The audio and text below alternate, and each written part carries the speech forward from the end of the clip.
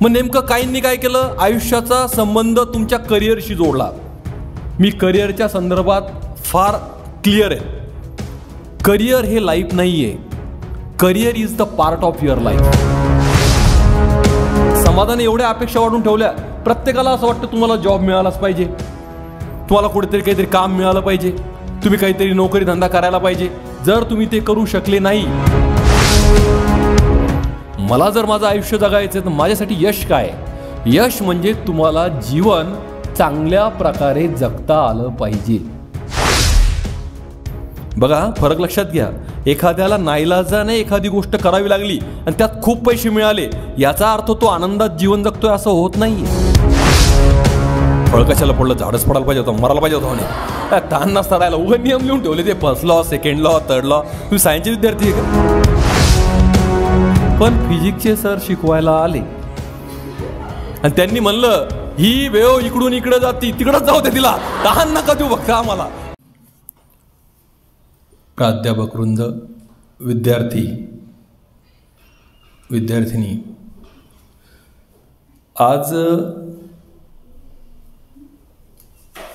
आपल्या या ठिकाणी सरांनी जे काही विद्यार्थी दर शनिवारी तुमच्याकडे नवीन व्याख्याते येतात आणि तुम्हाला वेगवेगळ्या प्रकारे माहिती देतात, तुम्ही फार मोठ्या अपेक्षेने इथं येतात की काहीतरी आपल्याला मिळालं पाहिजे, काहीतरी चेंज झालं पाहिजे.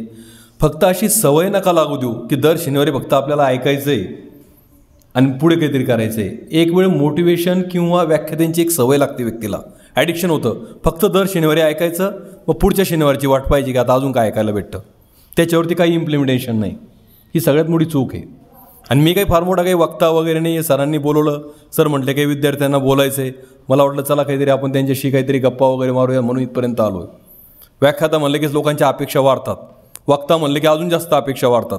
नेमकं असंच एका वक्त्याला बोलवलं एका कार्यक्रमाला. वक्ता आला, सगळे लोक असे बसलेले समोर, भरपूर गर्दी झाली. वक्त्यालाही बरं वाटलं आणि मग त्यांनी भाषणाला सुरुवात केली. वक्ता कसा असतो, जेवढी जास्त गर्दी ना तेवढं उत्स्फूर्तपणे भाषण करतो. तर त्यांनी भाषण करायला सुरुवात केली. जवळपास 30 ते 40 मिनटं झाले भाषण चालूच होतं. आणि लोकांची एक मानसिकता असते, खूप काही चांगला वक्ता असला, फार झालं 30-35 मिनटं ऐकू शकतो आपण, नाही तर 2 ते 5 मिनटातच संपून जाते. पण याचं चाललं भाषण, 30 मिनटं झाले, 35 मिनटं झाले, लोक बसलेले, लोक कंटाळले ना. आता करावंच काय? मागचे बसलेले जे होते, काही लोक फार हुशार असतात, कधी पण कार्यक्रमाला आल्यानंतर समोर नाही बसत, मागे बसतात. फार सोपं असतं मागचं मागे तिकडून जायला. असेच काही मागे बसलेले होते, ते गेले आपले चहा वगैरे पिऊन येऊन बसले. याचं भाषण चालूच. अजून 15-20 मिनटं वर झाले, जवळपास 1 तास झाला. आता लोकांना भूक लागायला लागली. बोलत हा होता पण भूक लोकांना लागायला लागली बसल्या बसल्या. लोकांना कायच करावं. मग त्यातले काही लोक गेले, मस्त काही ते खाऊन पिऊन आले, परत येऊन बसले. तरी याचं भाषण चालूच. 1.5 तास झाला, 2 तास झाला, सगळे ऐकतात म्हणून याचं मोठमोठ्याने भाषण चालू अजून. शेवटी लोकांना काही राहावलं नाही. मग आपले एक निघायला सुरुवात झाली. इकडचे मागचे गेले, काही तिकडचे गेले, असं करत करत सगळे चालले. पण याने भाषण काही थांबवलं नाही, यानं आपलं चालूच ठेवलं भाषण. असं करत करत करत सगळे लोक गेलेत. काही असे 20-25 तुरळक राहिले असतील, तरी याचं भाषण चालूच. असं करता करता करता सगळे निघून गेले, फक्त एकच व्यक्ती बसलेला होता. तरी पण यांनी भाषण चालूच ठेवलं. एक का होईना आहे ना, भाषण चालूच ठेवा. शेवटी भाषण संपलं. त्या एकट्यानेच टाळ्या वाजवल्या, बिचार एकटाच होता. झालं भाषण झाल्यानंतर तो खाली उतरला. वक्ता त्या बसलेल्या व्यक्तीजवळ गेला, म्हणे मला एक सांगा, म्हणे सगळे उठून गेले पण तुम्ही शेवटपर्यंत माझं भाषण ऐकलं, म्हणे मला फार बरं वाटलं. म्हणे काय करणार आहे, म्हणे साहेब ऐकावंच लागणार होतं, चटाया माझ्या होत्या म्हणे सगळ्या. म्हणजे असा काही नाईलाज असतो कधी कधी. आता तुम्ही आपल्या कॉलेजचे किंवा आपल्या वाचनालयाचे विद्यार्थी काही असतील, सरनं सांगितलं जावंच लागतं, हो का जावंच लागतं, इच्छा तर नाही आहे पण आता म्हटलं तर यावंच लागल, इथं संख्या तर दिसली पाहिजे. दरवेळेचा आम्हाला येऊन बसतो आम्ही इथं, ऐका ऐका. पण देवाने तेवढं बरं केलं, 2 कान दिले. एका कानाने ऐकता येतं आणि एका कानाने सोडून देता येतं. तेवढं निवांत आहे. तुम्ही चालू द्या सर, काही टेन्शन नाही आहे. फक्त प्रॉब्लेम एवढा आहे आमचा, आता मागे सर बसलेले, इथून जाता येणार नाही आम्हाला, तेवढी फक्त काळजी घ्या तुम्ही आमची. आता बाकी काहीच करू शकत नाही. नाहीला जाणे आम्हाला ऐकणंच आहे तुमचं. आता तुम्ही काय सांगा बाबा, कारण आम्ही ऐकून ऐकून थकलो. काय होतं माहिती आहे का, 9वीपर्यंत शाळेत फार बरं वाटतं. काय शाळा आहे, आनंदकडे. जेव्हा 10वीला गेलो किंवा 11वी 12वीला आलो, असं वाटतं काय पाप केलं काय मी तिने आम्ही आलो. कारण जो येतो तो आपला उपदेशच करतो. कोणी भेटला की पहिला प्रश्न कितवीला, तुम्ही म्हटलं 11वीला 12वीला सायन्सला अभ्यास कर बरं. दुसरा कुठून तरी येतो कितवीला, तुम्ही म्हणता अभ्यास कर, ठीक आहे. तिसरा मागून येतो तोच प्रश्न कितवीला, तुम्ही म्हणता 12वीला अभ्यास कर. अरे माहिती आहे ना अभ्यास कर अभ्यास कर अभ्यास कर. एक तरी विद्यार्थी 12वीचा असा आहे का त्याला माहीत नाही अभ्यास करावा लागतो म्हणून? का 12वीची परीक्षा झाल्यावर तुम्ही म्हणणार सर आपल्याला माहीत नव्हतं, हे तर आपण अभ्यास केला असता. 12वीच्या प्रत्येक विद्यार्थ्याला माहिती आहे अभ्यास करावा लागतो. आमची अडचण ती नाही आहे. आमची अडचण ही आहे अभ्यास करायचा कसा, आणि त्याच्यापेक्षा महत्त्वाचा प्रश्न का करायचा. रिझन सांगा. तुम्हाला सांगतो, जर पूर्ण महाराष्ट्रात किंवा पूर्ण भारतात किंवा पूर्ण जगात असं इमॅजिन करू आपण की 5 लाख विद्यार्थी जर असतील तर त्यातल्या 4,99,000 विद्यार्थ्यांना आजही प्रश्न आहे की आम्ही नंतर करायचं काय. आयुष्य म्हणजे काय, जीवनात काय करायचं अजून कोणालाच माहीत नाही आहे. अजूनही टेन्शनमध्ये. आता तुम्ही 12वीला सायन्स घेतलेलं आहे पण तरी डोक्यात प्रश्न राहतोच कुठेतरी एक, कायच करावं काय माहिती नंतर.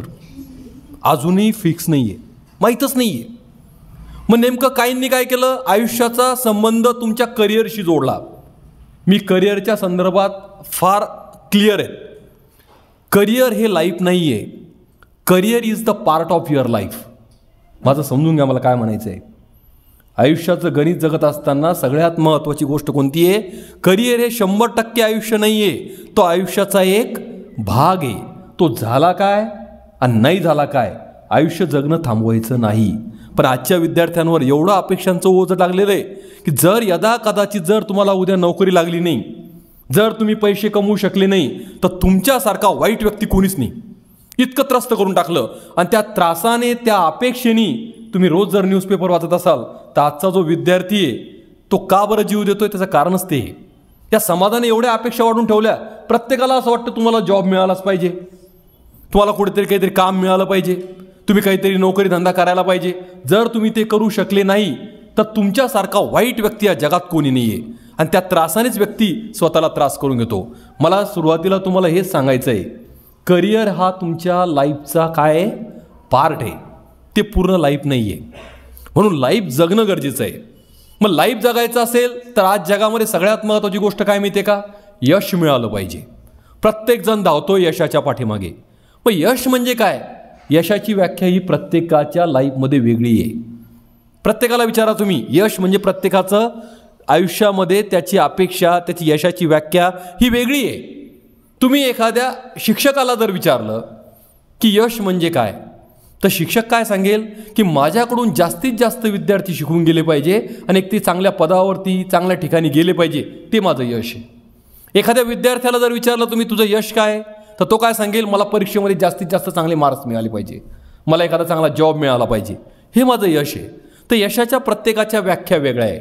मग आयुष्यामध्ये यश कसं ठरवावं, मला जर माझं आयुष्य जगायचं तर माझ्यासाठी यश काय, यश म्हणजे तुम्हाला जीवन चांगल्या प्रकारे जगता आलं पाहिजे, त्याला म्हणतात यश. माझी थोडी व्याख्या वेगळी आहे. मी काय म्हणलं लक्षात आलं तुम्हाला, तुमचं आयुष्य तुम्हाला चांगल्या प्रकारे जगता आलं पाहिजे. कोणी काही सांगेल त्याच्यानुसार तुम्ही तुमचं आयुष्य घडवलं नाही पाहिजे.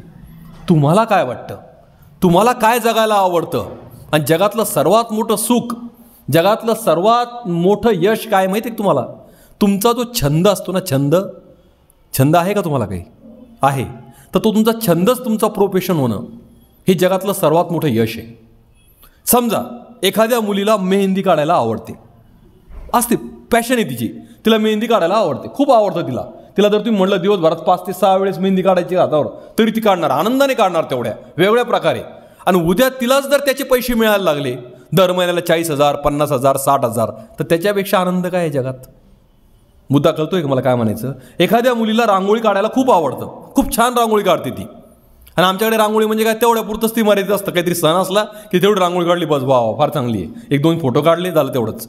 पण त्या मुलीला त्यामध्ये इंटरेस्ट आहे आणि त्या रांगोळ्या तिने भरपूर प्रमाणे चांगल्या चांगल्या काढल्या आणि तेच तिचं उद्या प्रोफेशन झालं.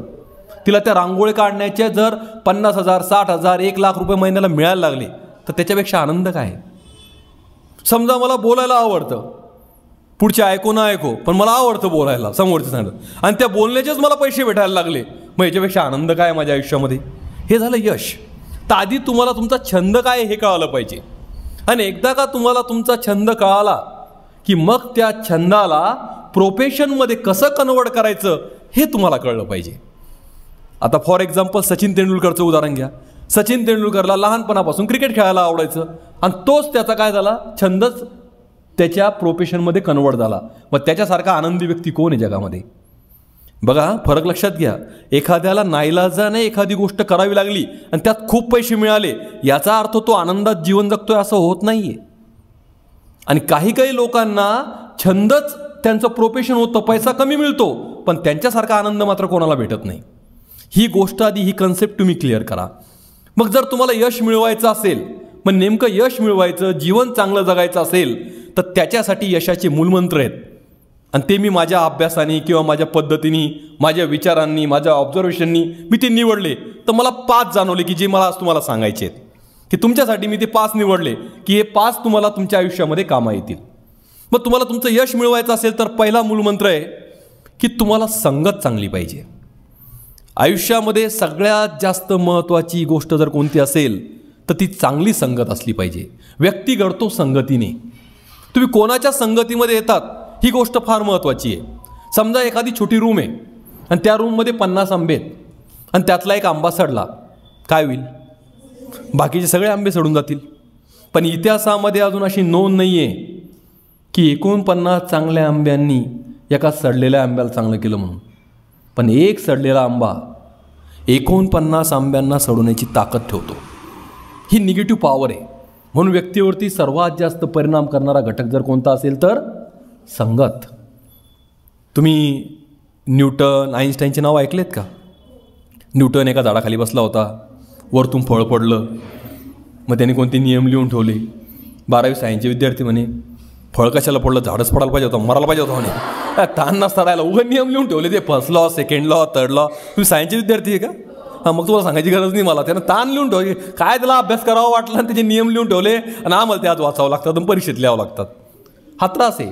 आणि दुसरी व्यक्ती होती एक आईन्स्टाईन. तुमच्या माहितीस्तव जन्म 1879 आणि मृत्यू 1955. 76 वर्षीय व्यक्ती जगली. पण या 76 वर्षाच्या कालावधीमध्ये या व्यक्तीला जेव्हापासून कळायला लागलं तेव्हापासून मरेपर्यंत या व्यक्तीनं फक्त एकाच विषयाचा अभ्यास केला आणि तो विषय म्हणजे फिजिक्स. आणि मला 12वी सायन्सच्या विद्यार्थ्यांना सांगायची गरज नाही आहे फिजिक्स म्हणजे काय प्रकारे म्हणून. केमिस्ट्रीचे सर आले, त्यांनी काहीतरी C6H12O6 काही लिहिलं, समजते काय चाललंय काय नाही. मॅथचे सर आले, त्यांनी काही प्रॉब्लेम सॉल्व्ह केला, उत्तर माहीत असतं आपल्याला याचं काय म्हणून, कळतंय बरोबर चाललंय म्हणून. ते बायोचे सर किंवा मॅडम आल्या, त्यांनी काहीतरी आकृत्या काढल्या, त्याही लक्षात येतात काय चाललं काय नाही. पण फिजिक्सचे सर शिकवायला आले आणि त्यांनी म्हणलं ही वेव इकडून इकडे जाती, तिकडंच जाऊ दे तिला, तहान नका देऊ फक्त आम्हाला. इतका त्रास आहे त्या विषयाचा. आणि एवढ्या अवघड विषयाचा अभ्यास, एवढा अवघड विषय, पण या अवघड विषयाचा अभ्यास सगळ्यात जास्त जर कोणी केला असेल तर ते म्हणजे आईन्स्टाईन. पण एवढा अभ्यास होता तर ह्या अभ्यासाचा आम्हाला पण काहीतरी फायदा व्हायला पाहिजे असं काही प्राध्यापक आणि सायंटिस्टला वाटायचं.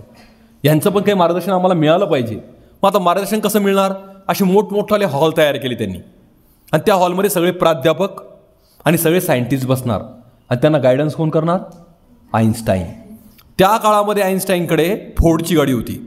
त्या फोर्डच्या गाडीमध्ये बसून आईन्स्टाईन यायचे, त्याचा ड्रायव्हर घेऊन यायचं, त्यांना गाडी अशी पार करायची, ड्रायव्हर यायचा, त्यांची बॅग आणून ठेवायची आणि ड्रायव्हर आपला कोपऱ्यात जाऊन बसायचा आणि आईन्स्टाईन समोर. आता मी काय म्हणतो व्यवस्थित आहे का? समोर सगळे प्राध्यापक आणि सायंटिस्ट बसलेले, त्यासाठी त्यांच्या काहीतरी अडचणी आहे त्या विचारण्यासाठी, काही प्रॉब्लेम विचारण्यासाठी. पण आल्यानंतर आईन्स्टाईन कोणाला एकही प्रश्न विचारत नव्हते. आल्याला काय करायचे? बोर्डवरती 10-12 प्रॉब्लेम लिहायचे, 10-12 सोल्युशन लिहायचे, सगळ्यांचे प्रॉब्लेम सॉल्व. कारण आईन्स्टाईनला माहिती होतं हे लोक अभ्यास करून करून किती अभ्यास करतील आणि यांना येऊन येऊन काय अडचणी येतील ते आधीच सॉल्व करायचे. इतकी बुद्धिमत्ता. मागे कोपऱ्यात बसलेला ड्रायव्हर विचार करायचा, काय प्राध्यापक आणि काय सायंटिस्ट आहे म्हणे, काय करतात म्हणे आईन्स्टाईन? येतात 10-12 प्रॉब्लेम लिहितात, 10-12 सोल्युशन लिहितात, सगळ्यांचे प्रॉब्लेम सॉल्व. हे तर मलाही येतं म्हणे, यासाठी आईन्स्टाईन असण्याची काय गरज आहे म्हणे. एक दिवस डेअरिंग करून त्या आईन्स्टाईनला म्हणे, सर तुम्ही जे करतात ना म्हणे ते मलाही येतं म्हणे, त्यासाठी आईन्स्टाईन असण्याची गरज नाही म्हणे. त्यानं ठीक आहे, आता आपण ज्या ठिकाणी चाललो त्या ठिकाणच्या लोकांनी आईन्स्टाईनचं नाव ऐकलं आहे म्हणे, पण त्यांनी मला कधी बघितलं नाही म्हणे. आता एक काम कर, माझे कपडे तू घाल, तू झाला आईन्स्टाईन, तुझे कपडे मला दे, मी झालो तुझा ड्रायव्हर. मस्त ड्रायव्हिंग करत करत आईन्स्टाईन गाडी घेऊन आले, गाडी पार्क केली, तशीच बॅग आणून ठेवून दिली. ड्रायव्हर आईन्स्टाईन कोपऱ्यात जाऊन बसले आणि हा ड्रायव्हर समोर आईन्स्टाईनच्या कपड्यामध्ये सरळ सगळे उभे राहिले, सगळ्यांना खाली बसवलं. त्या स्टाईलमध्ये 10-12 प्रॉब्लेम लिहिले, 10-12 सोल्युशन लिहिले, सगळ्यांचे प्रॉब्लेम सॉल्व. काय लागतं म्हणे उगा आईन्स्टाईन करतात म्हणे. तेवढ्यात एका प्राध्यापकांनी वरती हात केला. आता त्याला घाम फुटला ना, काय विचारतो काय नाही, आपल्याला तर एवढंच येतंय, तरी पण डेअरिंग करून म्हणे सर विचारा काय विचारायचं. प्राध्यापक साहेब म्हणे सर तुम्ही जो 8 नंबरचा प्रॉब्लेम सोडवला ना त्याचं सोल्युशन मला काही कळलं नाही म्हणे, जरा वेगळ्या पद्धतीने समजून सांगा म्हणे. आता याला कुठं काय येतंय. हा म्हणतोय प्राध्यापक साहेब तुम्ही अतिशय बुद्धिमान आहात, समजदार आहात आणि विशेष म्हणजे विद्वान आहात, आणि तुमच्यासारख्या विद्वानाला असा एक क्षुल्लक प्रश्न पडला म्हणे. हा प्रश्न एवढा क्षुल्लक आहे म्हणे, याचं उत्तर तर माझा ड्रायव्हर देईल म्हणे.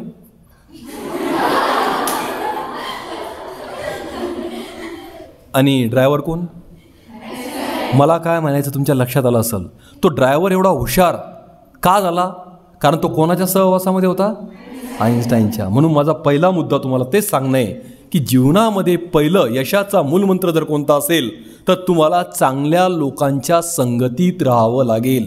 एकाने तर इतक्या मोठ्या लेवलला सांगून ठेवलं आहे की जर तुम्हाला चांगली संगत नाही भेटली तर एकटे राहा, पण वाईट संगतीत नवू नका. काय म्हणलं मी लक्षात आलं तुमच्या? जर तुम्हाला चांगली संगत मिळालीच नाही तर एकटे राहा, पण वाईट संगतीत मात्र राहू नका.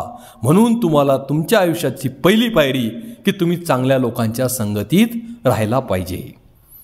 दुसरा मूलमंत्र आपला आयुष्यामध्ये जेव्हा तुम्ही तुमचं करिअर ठरवतात किंवा जीवन कसं जगायचं हे ठरवतात त्यावेळेस तुमच्यासमोर पर्याय नसायला पाहिजे. आपल्याकडे काय माहिती का, पर्याय भरपूर आहेत, ही सर्वात मोठी अडचण आहे. आता तुम्ही 12वी सायन्सचे विद्यार्थी, मी एखाद्या विद्यार्थीनीला जर विचारलं की तुम्हाला 12वी नंतर काय करायचं आहे, ते एखादी मुलगी उभी राहतील, ती सांगणार मला सर मला डॉक्टर व्हायचं आहे, MBBS. मला MBBS? आणि समजा तुझा MBBSला नंबर नाही लागला, BAMS करील. मग समजा BAMSलाही नंबर नाही लागला, मग BDS आहे, त्यालाही नंबर नाही लागला, मग D फार्मसी आहे, B फार्मसी आहे, त्यालाही नंबर नाही लागला तर मग BSc करील. म्हणजे एवढे पर्याय आहेत माझ्याकडे. पण एक लक्षात ठेवा, ज्याच्याकडे भरपूर पर्याय असतात ना त्या व्यक्तीला यश कधीच मिळत नाही. पर्याय नसायला पाहिजे. तुमचं ध्येय एकच ठरलेलं पाहिजे की काही जरी झालं तरी चालेल, हेच करणार मी, तरच तुम्हाला यश मिळेल, नाहीतर मिळणार नाही. एखाद्या वेळेस तुम्ही शिवाजी महाराजांचं नाव ऐकलं आहे का? काय विचारता, शिवाजी महाराजांचं माहीत नाही का? मला रोज ऐकतो आम्ही, ते पैशावर पाहत राहतो फेसबुक वगैरे, किती नाव येतात त्यांचं, मोठमोठे जय जयकार सगळे. शिवाजी महाराज ऐकलं ते. शिवाजी महाराजांना 1670मध्ये कोंढाणा किल्ला घ्यायचा होता. तुम्ही ऐकलं पण असेल. स्वतः शिवाजी महाराज कोंढाणा किल्ला घ्यायला निघाले, तेवढ्यात तानाजी मालुसरे तिथं आले आणि त्यांनी विचारलं महाराज कुठे? म्हणे मी कोंढाणा घ्यायला चाललो. महाराज म्हणे मी असताना तुम्हाला जायची आवश्यकता काय? नाही म्हणे, तुझ्या घरी तुझ्या मुलाचं लग्न आहे, मला तुला पाठवता येणार नाही. त्यावेळेस तानाजी मालुसरेंनी विडा उचललेला आहे बघा, तुम्ही ऐकलं असेल. आधी लगीन कोंढाण्याचं आणि मग माझ्या रायबाचं, असं म्हणून ते निघाले. मग शिवाजी महाराजांनी त्यांना विचारलं तानाजी तुला सैनिक किती देऊ? म्हणे महाराज मला 500 सैनिक द्या. अरे वेडा झालास का म्हणे तानाजी, तू ज्या ठिकाणी युद्धाला चालला त्या ठिकाणी उदयबान राठोड नावाचा किल्लेदार आहे आणि त्याच्याकडे 1500 सैनिक आहे, तू 500 सैनिक घेऊन लढणार कसा? त्यावेळेस तानाजींचे वाक्य आहे बघा, महाराज मी तुमचा सेनापती आहे आणि माझ्यावरती विश्वास ठेवा, फक्त 500 सैनिक द्या, कोंढाणा किल्ला घेऊन दाखवतो. हा आत्मविश्वास. फक्त 500 सैनिक घेऊन तानाजी मालुसरे तिथं गेले. बराच दिवस वेळा टाकून बसले, पूर्ण अभ्यास केला, सगळ्या बाजूनी माहिती काढली गडाची, आणि त्यांच्या असं लक्षात आलं की उदयबान राठोड खरंच हुशार आहे. कारण त्यांनी त्याचे 1500 सैनिक आहे ना एका ठिकाणी नव्हते उभे केले, पूर्ण गडावर उभे केले होते सगळ्या बाजूनी. तुम्ही एखाद्या वेळेस जर वेळ भेटला तुम्हाला आणि संधी मिळाली तर एकदा सिंहगडला जाऊन या पुण्याला, आणि तो पूर्ण गड पूर्ण बाजूनी बघा, तर कोणत्याच बाजूनी जागा नाही वरती यायला, आणि जिथं जिथं जागा आहे त्या ठिकाणी पूर्ण सैनिक उभे केले होते. मग तानाजींना प्रश्न पडला, किल्ला तर घ्यायचा आहे, किल्ल्यावरती चढायचं तर आहे आणि सगळ्या ठिकाणी सैनिक आहे. कारण तुम्ही जर असं वरती चढून गेले ना तर समोरून वार करणं सोपं होतं सैनिकांना, आपण मरू शकतो, मग तिथं जाणं अशक्य होतं. मग करायचं काय? अशात तानाजी मालुसरेंच्या लक्षात आलं की तिथे एक उंच कडा आहे, भिंतीसारखा एक सरळ भाग, तिथून वर जायला पाहिजे, कारण तिथे एकही सैनिक उभा नव्हता. उदयबान राठोडला माहीत होतं इथून एकही सैनिक वरती येऊ शकत नाही, म्हणून त्या ठिकाणी एकही सैनिक उभा नव्हता केला. आणि नेमकं तानाजींनी ठरवलं याचाच फायदा घ्यायचा.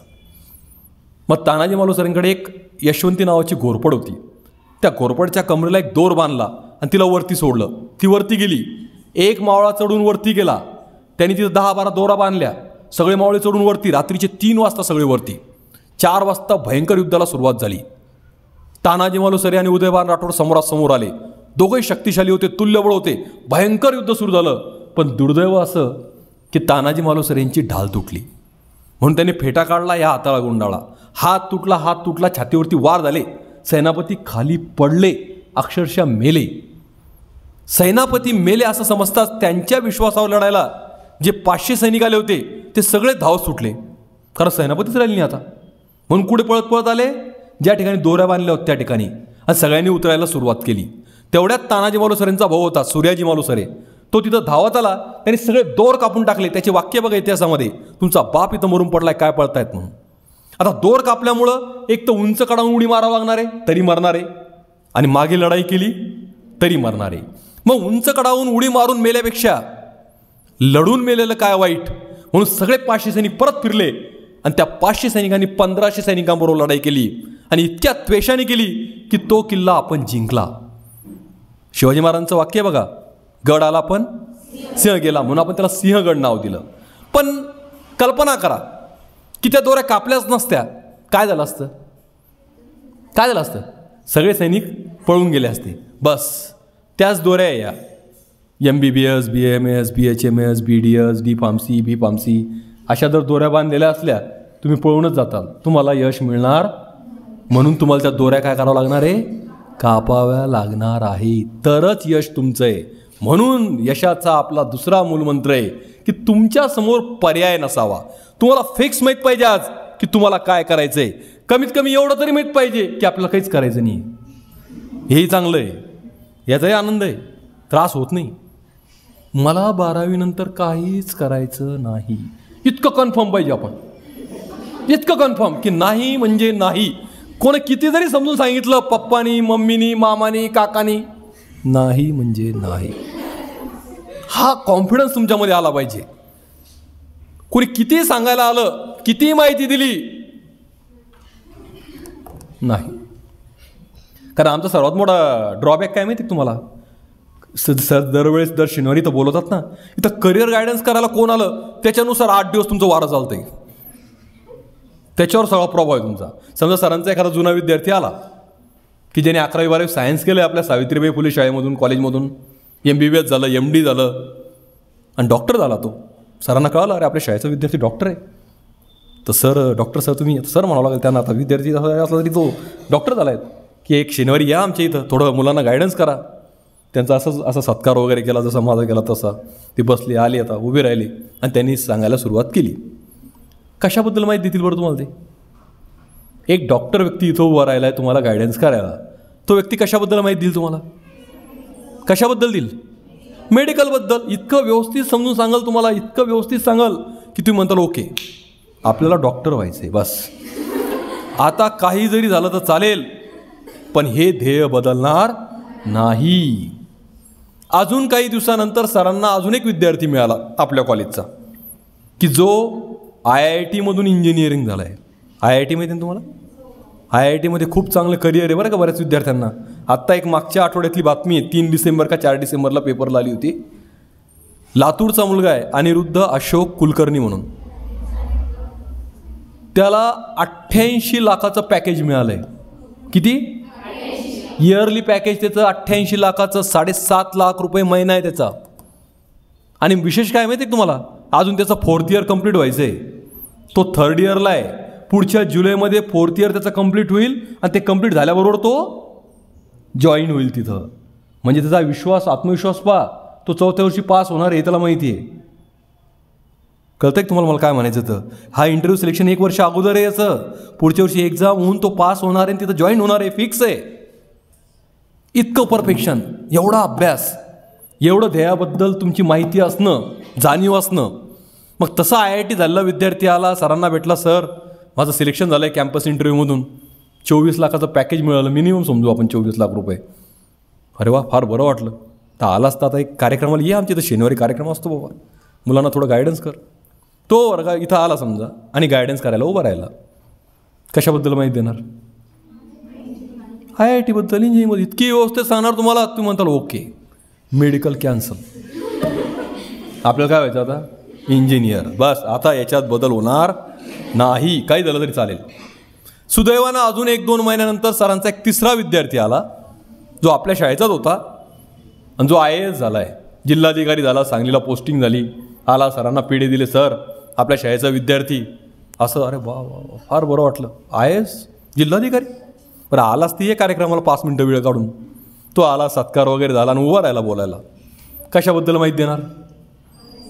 IAS बद्दल, MPSC UPSC बद्दल इतकी व्यवस्थित माहिती सांगणार तुम्हाला, तुम्ही म्हणताल ओके, मेडिकल इंजिनियर कॅन्सल.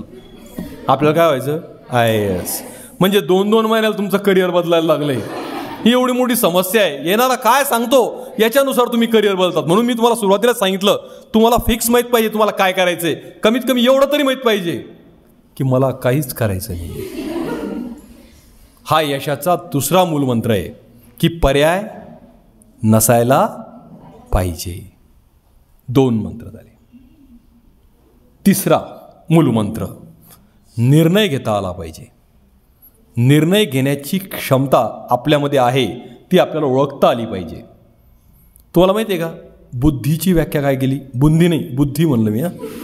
आपल्याला ते आपल्या याच्यानुसार आवडीनुसार ऐकायला येतं. बुंदी म्हणलं काय मी सर, कालच खाल्ली. आता लग्नही सुरू झाले. हा काय सर आनंद येतो. फक्त कळलं पाहिजे इथं जेवायला आहे. लगेच बोलवलं नाही बोलवलं काही फरक पडत नाही. आपण जाऊन विचारतो का हो ते लग्न होतं त्याचं काय झालं, तुम्हाला सांगितलं नाही का? नाही ना, म्हणून तर आलो इथं विचारायला. बरं या बसा, लगेच जेवण वगैरे करून वगैरे वाटतं जरा. आपल्या डोक्यात काय विचार चालतात तसंच आपल्याला ऐकायला येतं. मी म्हणलं बुद्धी नाही. तर बुद्धी म्हणजे काय की वाईट काळामध्ये, व्यवस्थित आहे का, वाईट काळामध्ये निर्णय घेण्याच्या क्षमतेला बुद्धी असं म्हणतात. प्रॉपर निर्णय घेता आला पाहिजे. असं कधीच होत नाही तुमच्या मनासारख्या सगळ्या गोष्टी चालतील, नाही. कोणतीही वेळ तुमच्यावर आली, कोणतीही परिस्थिती निर्माण झाली, तर त्या परिस्थितीमध्ये तुम्हाला योग्य निर्णय घेता आला पाहिजे. घेताच आला पाहिजे कोणत्याही परिस्थितीमध्ये. कारण निर्णय चुकला, आयुष्य संपलं. एक व्यक्ती होता, तुम्हाला माहिती जगामध्ये सगळ्यात चांगली टेक्नॉलॉजी कोणत्या देशाची आहे? कोणत्या देशाची आहे? जपानची. आणि जपानला जर कोणत्याही प्रकारचं नवीन प्रोडक्ट आणायचं असलं ना, ते भारतात आणतात, कारण भारताची बाजारपेठ खूप मोठी आहे. असंच जपानने काय केलं, आपल्या भारतामध्ये एक शोरूम उघडलं 4 व्हीलरचं. आणि भारतीय लोकांचं वैशिष्ट्य तुम्हाला माहिती आहे, कार घेणं हो न हो जाऊन चौकशा करतील, 2-4 फॉर्म भरून देतील, त्याचाही फोन लागणार नाही पुन्हा त्या नंबरवरती. असाच एक भारतीय त्या शोरूममध्ये गेला. त्याने विचारलं, म्हणे काय सर नवीन काय? म्हणे सर नवीन एक 4 व्हीलर आली. म्हणे काय वैशिष्ट्य काय? म्हणे 4 व्हीलरचं.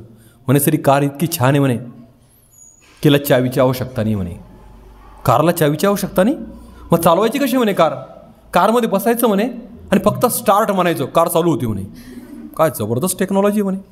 आणि थांबवायची असली तर फक्त स्टॉप म्हणायचं, गाडी जागेवर थांबते. म्हणे एक्सलंट. आणि स्पीडचं म्हणे सर गाडीत बसल्यानंतर आमचा एक जॅपनीज शब्द आहे, फक्त हुश म्हणायचं, गाडी स्पीड पकडते. म्हणे काहीही सांगता ना तुम्ही, तर गाडीत बसा. गाडीत बसला, त्यांनी स्टार्ट म्हणलं, खरंच कार चालू होईल ना. हुश, गाडी 20च्या स्पीडनी. परत हुश, 40च्या स्पीडनी. परत हुश, 60, 70, 80 भयंकर वेगाने गाडी चालली. आणि याला स्टॉप म्हणायचं विसरूनच गेलं शब्द. गाडीनं राईट टर्न घ्यायची, गाडी घेतला लेफ्ट टर्न, गाडी जंगलात भयंकर वेगाने चालली. हा परेशान, याला काही शब्द आठवे ना, काय करावं काय नाही. गाडीची स्पीड वाढलेली, समोर होती खोलदरी, गाडीची एकदम स्पीड, एकदम गाडी वेगाने आली काठाजवळ दरीच्या, आणि एकदम त्याला शब्द आठवला, स्टॉप. गाडी जागेवर थांबली. हुश.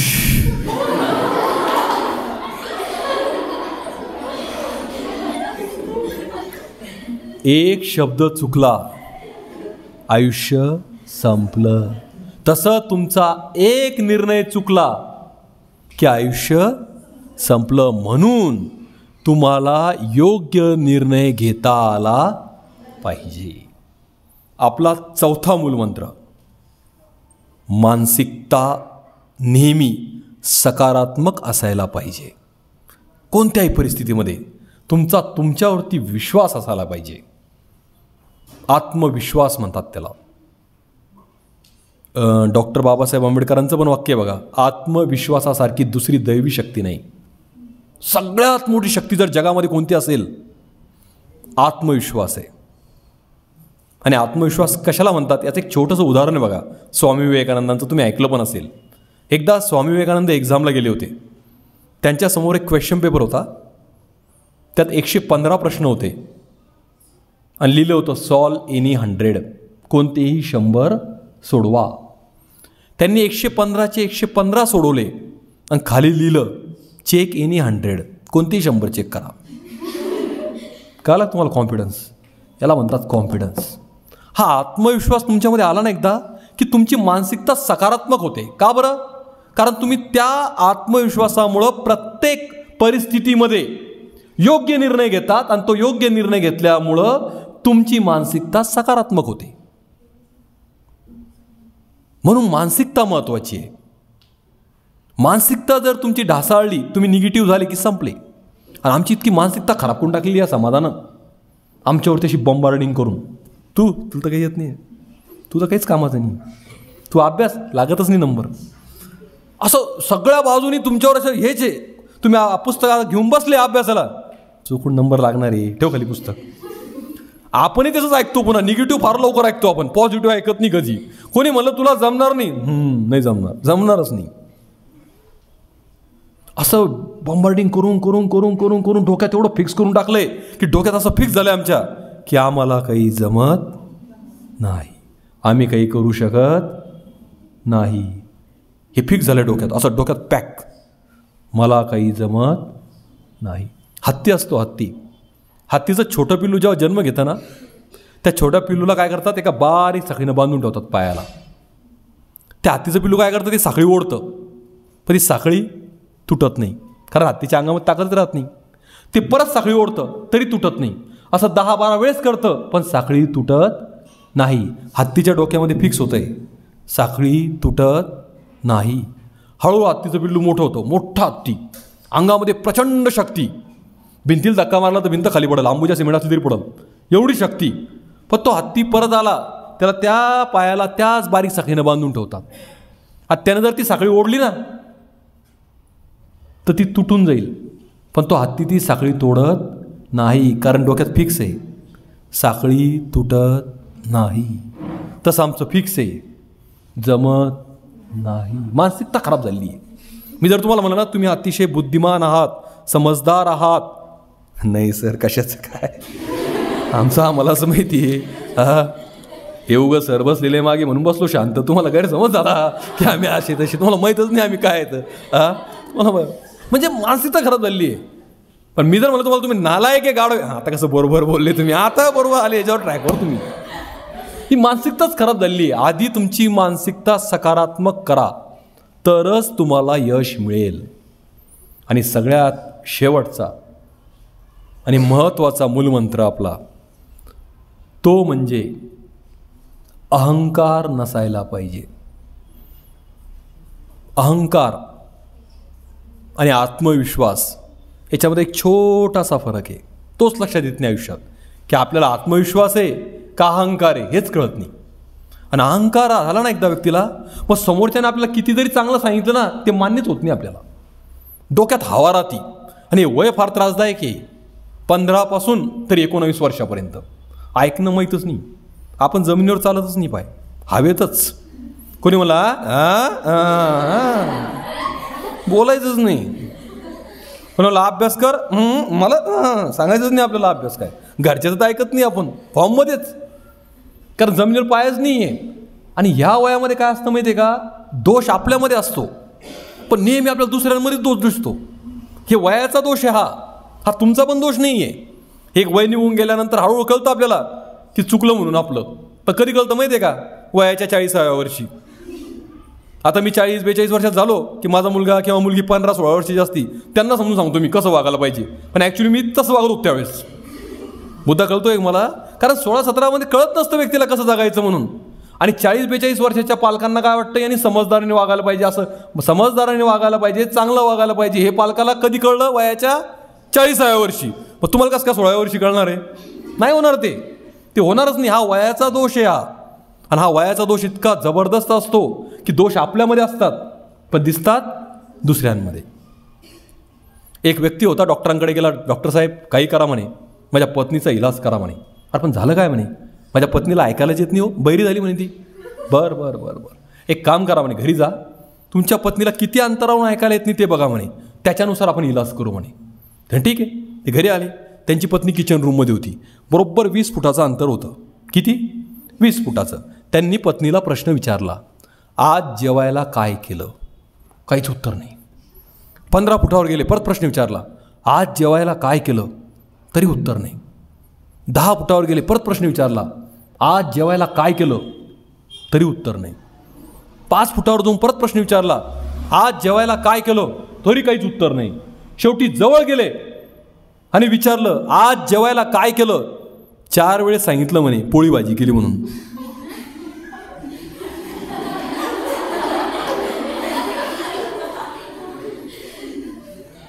बैरी पत्नी नाही, हेच होते, यायलाच ऐकायला येत नव्हतं. हा, दोष आपल्यामध्ये पण दिसतो आपल्याला दुसऱ्यांमध्ये. तर म्हणून ही दोष पाहण्याची प्रवृत्ती आधी बंद करा. अहंकार काढून टाका. जमिनीवरती पाऊल ठेवा. स्वतःची शक्ती ओळखा आणि त्याच्यानुसार जगायला सुरुवात करा. आता मी तुम्हाला एवढ्या वेळापासून माहीत सांगतोय ना, काही आपले निवांत बसलेले सांगत राहा सर, काही घेण त्यांनी एका कानाने ऐकतात, एका कानाने सोडून देतात. निवांत आहे आपले, काही घेण त्यांनी. काय फायदा आहे कोणी, काय उपयोग काय? ते तुम्ही ऐकलं असताना एक व्यक्ती चालला होता, जात असताना शेतामध्ये त्याला एक शेतकरी बसलेला दिसला. त्या शेतकऱ्याला काय करतो म्हणे, काही नाही, बसलो निवांत. अरे निवांत कोण बसला म्हणे, काहीतरी कर ना म्हणे. काय करू म्हणे? अरे म्हणे एवढी शेती पडलेली आहे, नांगरून काढ. नांगरली म्हणे, मग काय होईल म्हणे? काहीतरी बी बियाणे पेर. बरं पेरले म्हणे बी बियाणे, मग काय होईल म्हणे? त्याला खत पाणी दे. बरं दिलं म्हणे खत पाणी, मग काय होईल? म्हणलं चांगलं पीक येईल. बरं आलं म्हणे चांगलं पीक, मग काय होईल म्हणे? त्याची कापणी कर. बरं केली म्हणे कापणी, मग काय होईल म्हणे? त्याला बाजारात नेऊन विक. बरं विकलं म्हणे, मग काय होईल म्हणे? तुला चांगले पैसे मिळतील. बरं मिळाले म्हणे चांगले पैसे, मग काय म्हणजे तुला निवांत जगता येईल. मग आता काय चाललं म्हणे, एवढं कुठं नाही करायचे कशाला, निवांतच आहे ना मी. हे बाकी काहीच सांगू ना सर, आमचं निवांत चाललंय, आमचं काही घेणं देणं नाही आम्हाला. तर तुम्हाला आधी ह्या गोष्टींचा विचार करावा लागेल. लक्षात आले तुम्हाला 5 मूलमंत्र तुमचे? पहिला, संगत चांगली ठेवा. संगत जर चांगली ठेवली तर त्या लोकांच्या सहवासात राहिल्यामुळं तुम्हाला कळेल की आयुष्यामध्ये आपल्याला पर्याय कोणकोणते आहेत आणि त्यातून तुम्हाला कोणता पर्याय निवडायचा. एकदा का पर्याय निवडता आला की तुमची निर्णय क्षमता चांगली होईल, तुमचा आत्मविश्वास वाढेल. निर्णय क्षमता चांगली झाली की सकारात्मक दृष्टिकोनातून तुम्ही पाहताल, म्हणजे तुमची मानसिकता चांगली होईल. आणि एकदा का चांगली मानसिकता झाली, अहंकार, दोष या गोष्टी निघून जातील आणि तुम्हाला जीवनामध्ये यश मिळेल. हे यशाचे मूलमंत्र आहेत. या पद्धतीने तुम्ही जायला पाहिजे. जाताना तुम्हाला एकच सांगतो, तुमच्यासारख्या विद्यार्थ्यांना किंवा व्यक्तीला आयुष्यामध्ये काही जरी करायचं असेल, मी सुरुवातीला सांगितलं तुम्हाला, तुमच्या पॅशनला, तुमच्या छंदाला प्रोफेशनमध्ये कन्वर्ट करा. बाकी लोक काय करतात डझंट मॅटर. आमच्याकडे काय झालं माहिती आहे का, करिअर निवडण्याच्या पद्धती काय माहिती आहे का, जिथं चांगला पैसा आहे ते करिअर पाहिजे. आजकाल प्रत्येकाला डॉक्टर का व्हायचं माहिती आहे का तुम्हाला? खूप प्रतिष्ठा आहे आणि पैसा आहे.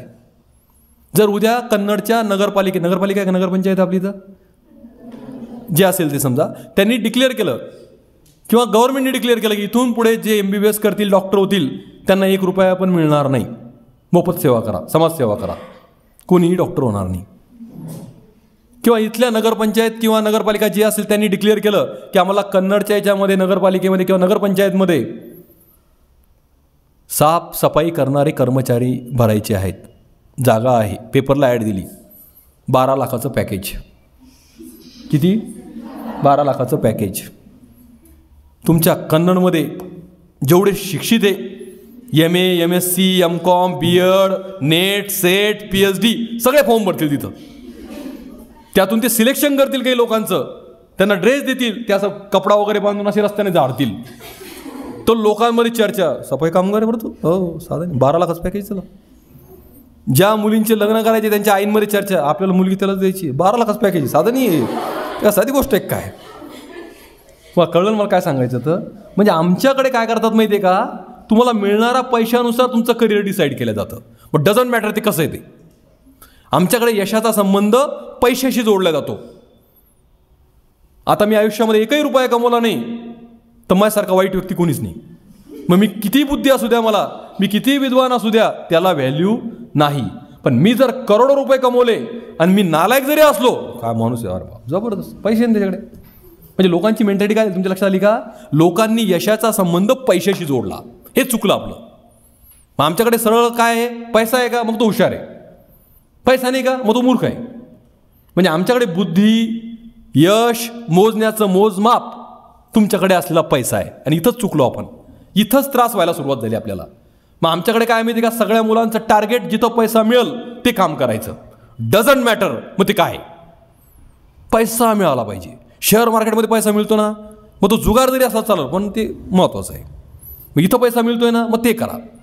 चांगल्या कामात जर पैसा कमी मिळाला तर आम्ही ते कामच करणार नाही. ही जी मानसिकता खराब झाली ना आमची, ही चुकीची आहे. आणि अजून एक सोशल मीडियावरती एक चुकीचा प्रकार दिला जातो बघा. कारण आजकाल तुम्ही सोशल मीडिया खूप पाहतात. त्यामध्ये एक MBA चायवाला वगैरे येतो बघा. तो म्हणतो मी MBA केलं आहे, कोणतरी ग्रॅज्युएट चहाचं दुकान टाकतंय आणि काय सांगतात, आम्ही एवढं शिकलो पण आम्ही चहाचं दुकान टाकलं, आम्ही हे टाकलं, काही प्रॉब्लेम नाही. चूक, सगळ्यात मोठी चूक आहे. शिक्षणाचा खरा फायदा काय माहिती तुम्हाला? जीवन चांगलं जगता आलं पाहिजे यासाठी शिक्षण आहे, पैसा कमवण्यासाठी शिक्षणच नाही आहे. आधी हे डोक्यात ठेवा. लोकांनी काय केलं? शिक्षणाचा संबंध पैसा कमवण्याची केला, म्हणून प्रॉब्लेम यायला लागला आम्हाला. शिक्षणाचा उपयोग आहे तुम्ही एक चांगलं जीवन कसं जगावं, सकारात्मक जीवन कसं जगावं. तुमच्यावर उद्या कितीही वाईट वेळ आली, त्या वाईट वेळामध्ये तुमचे तत्व नष्ट झाले नाही पाहिजे, तुमचा प्रामाणिकपणा गेला नाही पाहिजे. मला जर आयुष्यामध्ये एक रुपया नाही मिळाला चालेल पण माझा प्रामाणिकपणा जाणार नाही याची जाणीव तुम्हाला आयुष्यभर राहिली पाहिजे. हे शिक्षण शिकवतं, ते कळलं पाहिजे आपल्याला. आपल्याला ते नाही कळत, आम्हाला पैसा मिळाला तरच शिक्षण चांगलं आहे. मग आजकाल लोकांमध्ये चर्चा काय काय फायदा शिक्षण घेऊन, नोकरीच नाही आहे. म्हणजे नोकरीसाठी शिक्षण आहे, हीच समस्या आहे आमची. म्हणून तुम्ही शिक्षण घेताना हे लक्षात ठेवा की शिक्षणाचा फायदा तुम्हाला आयुष्य जगण्यासाठी झाला पाहिजे. उद्या मला जॉब नाही मिळाला काही अडचण नाही, मला साधारण काम करावं लागलं चालेल, पण मी प्रामाणिकपणे आणि चांगल्या पद्धतीने ते काम करेल आणि आनंद घेईल आयुष्यामध्ये, हे महत्त्वाचं आहे. असं जर कळालं तर त्या शिक्षणाचा उपयोग आहे, नाहीतर नाही. जाताना एकच सांगेल की तुमच्यासारख्या विद्यार्थ्यांना फक्त सांगणारं कोणतरी पाहिजे की तुम्ही करू शकता, करण्याची क्षमता तुमच्यामध्ये आहे. तुमच्या पाठीवरती हात ठेवून सांगणारं पाहिजे की तुम्ही करू शकता. असं एक जाताना एक कवितेच्या 4 ओळी तुम्ही एखाद्या वेळेस ऐकल्या पण असतील. ते तुमच्यासारखा एक विद्यार्थी शिकून मोठा झाला, त्याला नोकरी लागली, त्याचं लग्न झालं, पण दुर्दैव असं की गावात महापूर आला आणि त्याचं घर वाहून गेलं. मग वाईट वेळ आल्यानंतर आपण कोणाला भेटतो? आपल्या शिक्षकांना. शिक्षकच एक अशी व्यक्ती आहे की जी व्यक्तीला प्रत्येक काळामध्ये जीवनाच्या प्रत्येक टप्प्यावरती आपल्याला सपोर्ट करते. म्हणून तो त्यांच्या शिक्षकांना भेटायला गेला. भेटायला गेल्यानंतर म्हणतो कसा, ओळखलत का सर मला?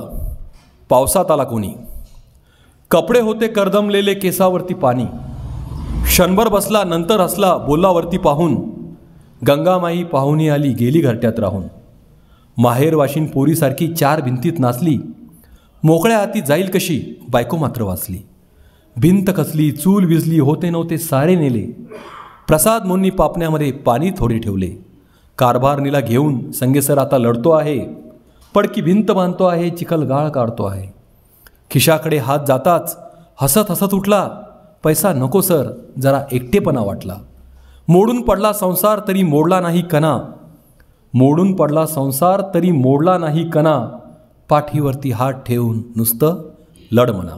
धन्यवाद.